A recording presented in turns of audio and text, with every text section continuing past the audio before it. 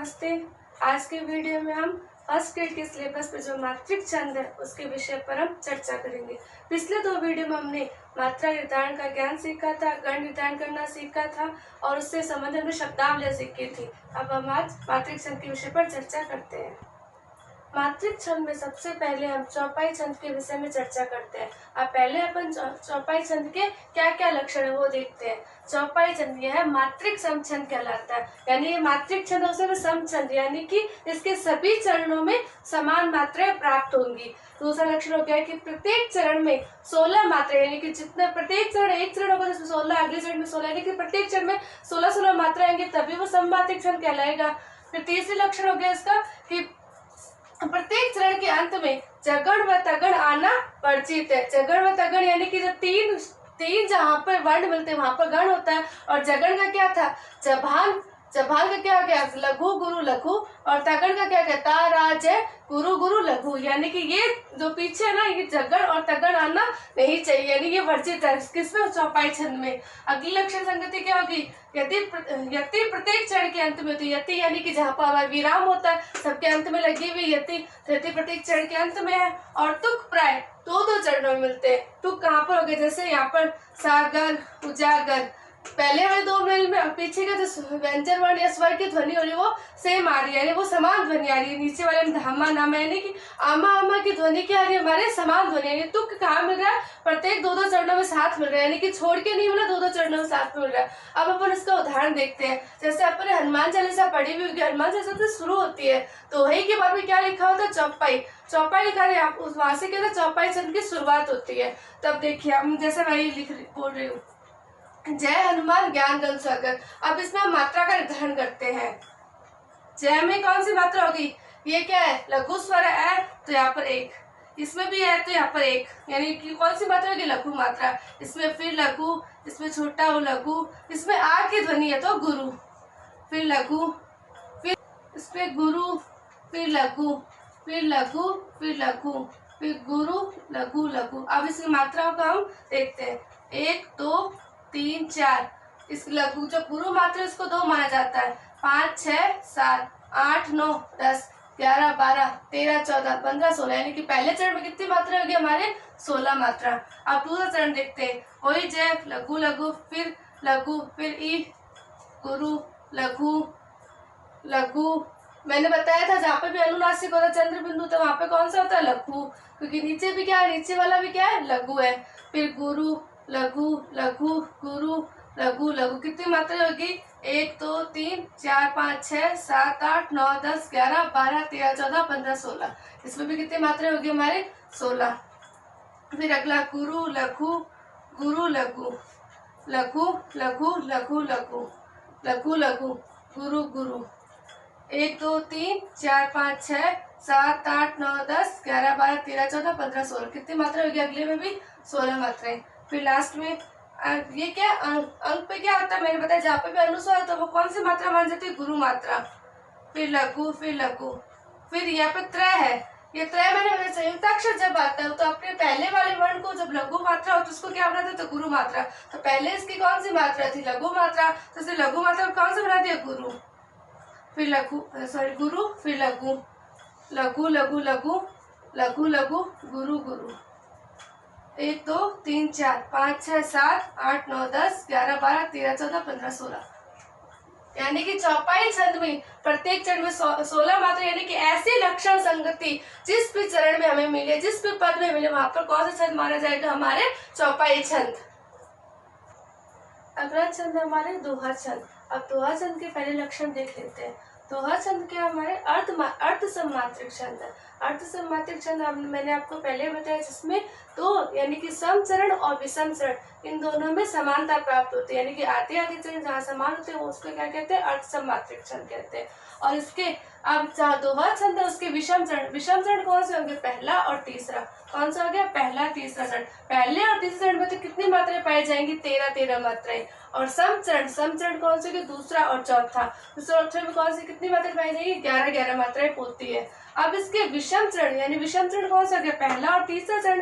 पहले और तीसरे चरण की जब आरंभ होता है और जब अंत होता है यानी शुरुआत में और अंत में दोनों में जगड़ नहीं आना चाहिए, यानी कि जगड़ आना वहां पर वर्जित माना गया है। फिर समचरणों की बात आती है, समचरणों के अंत में लघु वर्ण आना आवश्यक है, यानी कि लगभग ज्यादातर क्या तो लघु वर्ण नहीं आता, लेकिन कहीं पर भी ना हो तो ऐसा नहीं होगा कि वो दोहाचरण नहीं माना जाएगा, लेकिन ज्यादातर वहां पर क्या होता है, लघु वर्ण माना जाता है। यदि प्रत्येक चरण के अंत में होती है, प्रत्येक चरण के जहाँ पे जैसे ये अर्ध विराम दिया हुआ है, पूर्ण विराम दिया है, तो वो कौन सी होगी, यति हो गई।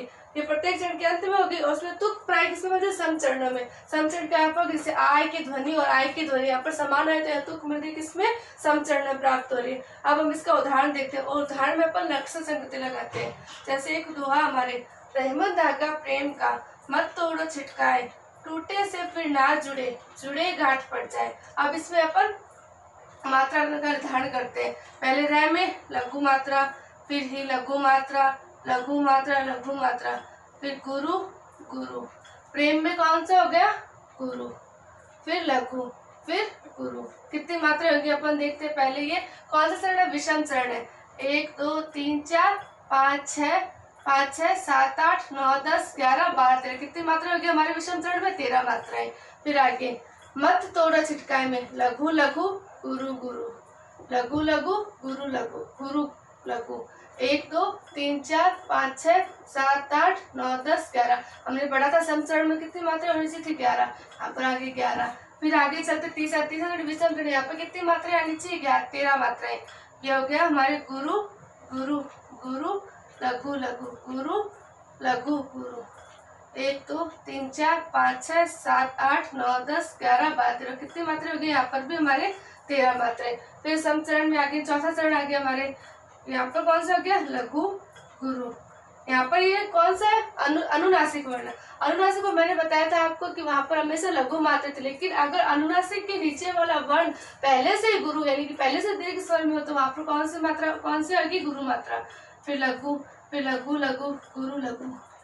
1 2 3 4 5 6 7 8 9 10 11। कितनी मात्रा होगी हमारे गए, यानी हमारी लक्षण संगति यहाँ पर पूरी सटीक बैठ रही है। अब देखो मैंने बताया था कि यहाँ पर लघु वर्ण अंत में लघु वर्ण आ ही रहा है, तो यहाँ पर ये समचरण, समचरण के अंत में तुक भी समचरण में, तो यहाँ पर इस पद में पूरे में कौन सा छंद माना जाएगा, हमारे दोहा छंद। अब अगले छंद के बारे में बात करते हैं, उसका नाम है सोरठा छंद।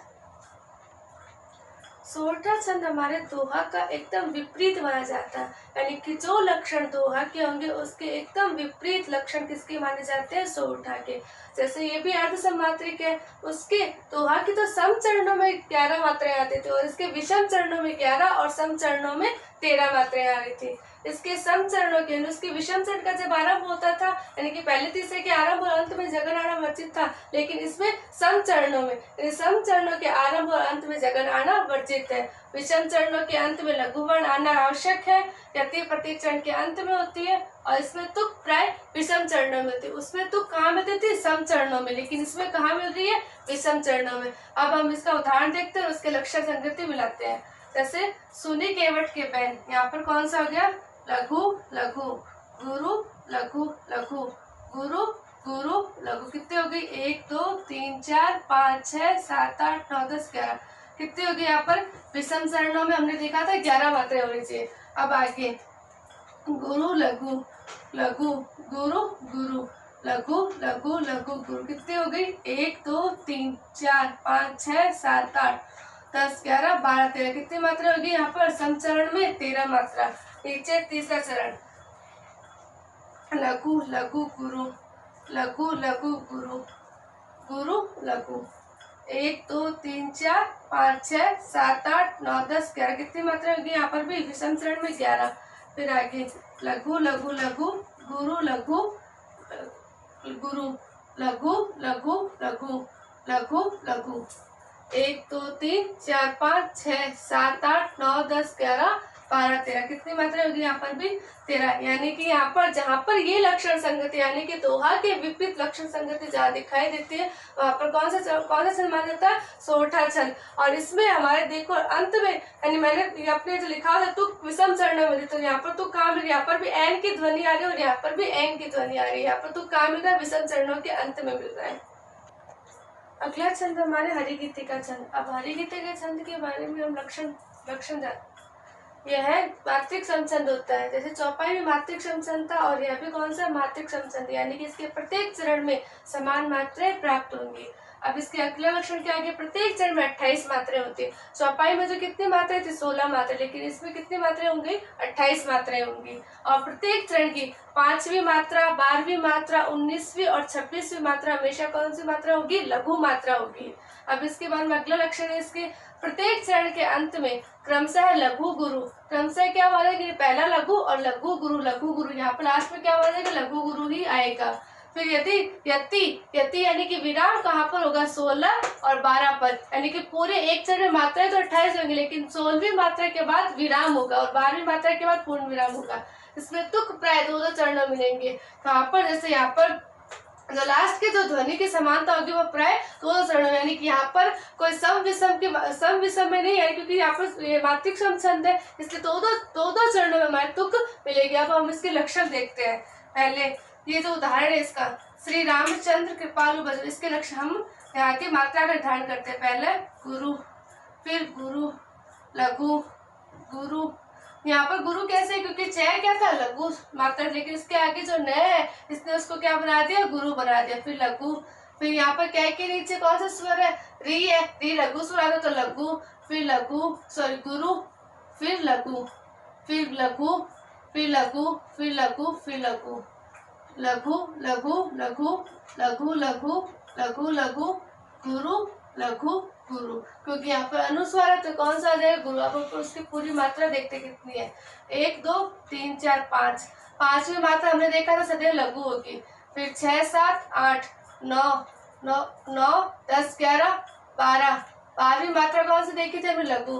13 14 15 16, 16 के बाद में क्या था, यहाँ तक 16 हो गई हमारे। 16 तक कितनी थी हमारी यति बताई गई थी, क्योंकि क्रम से 16 और 12 पे यति होगी, यहाँ तक होगी 16। उसके बाद में 17 18 19 20 21 22 23 24 25 26 27 28, कितनी मात्रा होगी टोटल, 28 मात्रा। तो मैंने बता दिया 5वीं मात्रा हो गई, 12वीं मात्रा, 19वीं मात्रा कहाँ पर आ गई, 17 18 19, 19वीं मात्रा भी क्या थी, लघु थी। फिर 26वीं मात्रा, 20 21 22 23 24 25 26, 26वीं मात्रा भी यहाँ पर कौन सी होगी हमारे लघु, यानी कि पहले में हमारी कितनी मात्रा होगी टोटल 28 मात्राएं और 16 12 पे यति होगी। अब अगला चरण देखते हैं, वही लघु लघु गुरु लघु गुरु लघु लघु गुरु लघु लघु लघु लघु लघु, 1 2 3 4 5 6 7 8 9 10 11 12 13 14 15 16, कितनी होगी यहाँ तक 16। फिर गुरु लघु लघु लघु गुरु गुरु गुरु लघु गुरु, 1 2 3 4 5 6 7 8 9 10 11 12 के 12 टोटल कितने हो गए यहाँ पर, 16 और 12 28 मात्राएं। फिर आगे कंदर्प, क्या के आगे आधा स्वर है तो आधा स्वर क्या होगा, पहले वाले लघु को गुरु बना देगा। फिर यहाँ पर दर्प, तय के आगे जो रेफ वाला वो आधा माना जाता है, क्योंकि ऊपर जो रे आता है वो कौन सा होता है, आधा रा माना जाता है। तो ये जो आधा रा इस लघु मात्रा को क्या बनाता है, गुरु।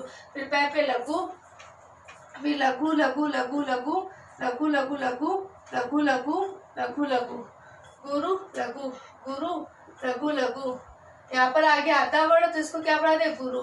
फिर लघु गुरु, 1 2 3 4 3 4 5 6 7 8 9 10 11 12 13 14 15 16, 16 हो गई यहाँ तक। 1 2 3 4 5 6 7 8 9 10 11 12, टोटल कितनी हो गई यहाँ पर 28 मात्राएं।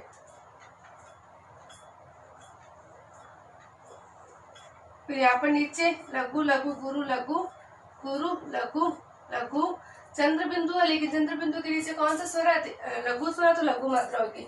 फिर लघु लघु लघु लघु लघु लघु लघु, 1 2 3 4 5 6 7 8 9 10 11 12 13 14 15 16, गुरु लघु लघु लघु लघु लघु गुरु लघु गुरु। 1 2 3 4 5 6 7 8 9 10 11 12। टोटल कितनी मात्रा होगी यहाँ पर? 28 मात्रा। यानी कि यहाँ पर लक्षण संगति किसकी, यानी कि इस जो पूरा पद से कौन सी लक्षण संगति दिखाई दी हमें? हरिगीति का छंद की। तो इस पूरे चरण में कौन सा छंद माना जाएगा? हरिगीति का छंद। अगला छंद हमारे गीति का छंद। अब गीति का छंद के लक्षण देखते हैं। गीति का छंद का पहला लक्षण है, यह भी मात्रिक छंद है, यानी कि इसमें भी सभी चरणों में समान मात्राएं पाई जाएंगी। फिर आगे कि प्रत्येक चरण में 26 मात्राएं होंगी। हरि गीतिका में कितनी मात्राएं थी? 28, लेकिन गीतिका में कितनी हो गई? 26 मात्राएं। फिर इसमें यति क्रम से 14-12 मात्राओं पर होती है, उसमें 16-12 पर थी, इसमें किस पर हो गई? 14-12 पर। और प्रत्येक चरण के अंत में लघु गुरु आना आवश्यक माने, क्रम से कौन सा? लघु गुरु लघु गुरु लघु गुरु, ये आना आवश्यक है। और तुक प्राय 2 चरणों में मिलती थी, यानी जहाँ पर भी समछंद होता है पूरा समान छंद, वहाँ पर तुक कहाँ मिलती है? सम चरणों, यानी कि 2 चरणों में मिलेंगी, यानी कि पहले के 2 चरण में आगे के 2, यानी ऐसे हमारे तुक मिलेंगे। अब इसके हम लक्षण संगति उदाहरण में देखते हैं। पहला, हे प्रभु आनंद दाता, गुरु लघु गुरु गुरु गुरु, क्योंकि यहाँ पर लघु था, लघु आगे वाला आधा वर्ण ने इसको क्या बना दिया? गुरु। फिर लघु गुरु गुरु। 1 2 3 4 5 6 7 8 9 10 11 12 13 14। पहले क्या हो गया? 14। फिर गुरु लघु लघु लघु गुरु गुरु लघु गुरु। 1 2 3 4 5 6 7 8 9 10 11 12। कितनी हो गई? 12। टोटल क्या हो गई? 14-12 पे यति हो गई थी, यहाँ पर 14 पे रुकना था, एक बार विराम हुआ, फिर 12 पर यति। टोटल कितनी मात्रा होगी यहाँ पर? हमारे पूरे चरण में 26 मात्रा। फिर आगे, शीघ्र सारे दुर्गुणों को गुरु गुरु लघु गुरु गुरु। यहाँ पर ये जो रेफ वाला है, इसने उस लघु का क्या बना दिया? गुरु बना दिया। फिर लघु गुरु, फिर गुरु, फिर लघु गुरु लघु लघु लघु गुरु गुरु लघु गुरु। 1 2 3 4 5 6 7 8 9 10 11 12 13 14। यहाँ तक कितने हो गए हमारे? 14। फिर आगे 1 2 3 4 5 6 7 8 9 10 11 12। टोटल कितनी हो गई? 14-12 मिलाकर के 26 मात्रा। दूसरे चरण में भी कितनी मात्रा प्राप्त हुई हमें? 26 मात्रा। फिर आगे गुरु लघु गुरु लघु लघु गुरु लघु लघु लघु गुरु लघु लघु लघु गुरु गुरु गुरु लघु गुरु। 1 2 3 4 5 6 7 8 9 10 11 12 13 14। यहाँ तक कितनी मात्रा होगी? 14। फिर 1 2 3 4 5 6 7 8 9 10 11 12। टोटल कितनी होगी? 14-12 मिला के फिर 26 मात्रा। अगला लास्ट चरण हमारे ब्रह्म।